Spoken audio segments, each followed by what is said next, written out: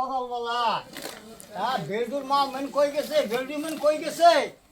সকালগুলো গরুগুলো না খাইয়ে গরুগুলো আমার শেষ করে দিল। কিচ্ছু দে নাই, কি করি লেগেছে কোনে। এখনো দেখি না। ও বেলডুর মাও, বেলডুর মাও। কি গো বেলডুর বাবা, এত কিসের ডাহাডাহি আরম্ভ করছে? কি হইছে? এত কি নিয়ে ডাহো? বেলডু কোথায় গেছে?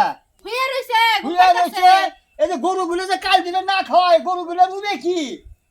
তা আমি কি করমু?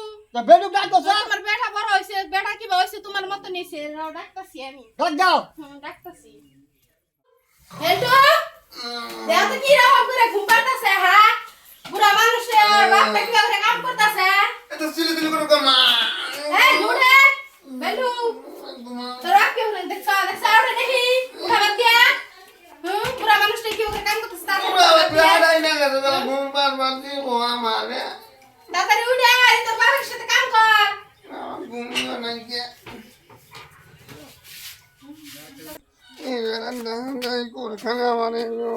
ঘুম পারবার নাই গে তাই না।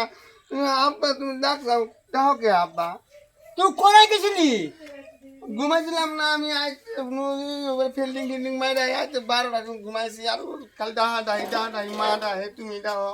মাঝে কালে মাঝে বিল্ডিং বানা চলবো, গরু বাছুর গুলো নাকি? গরুগুলো না খাইয়ে মরলো। আব্বা গুরু আমি পালাম না, তুমি গুরু পালাম না। শালা বেটা শালা রে, তোরা মা এসে আমার খাবার বুদ্ধি করছ। এই শালা, এই রে,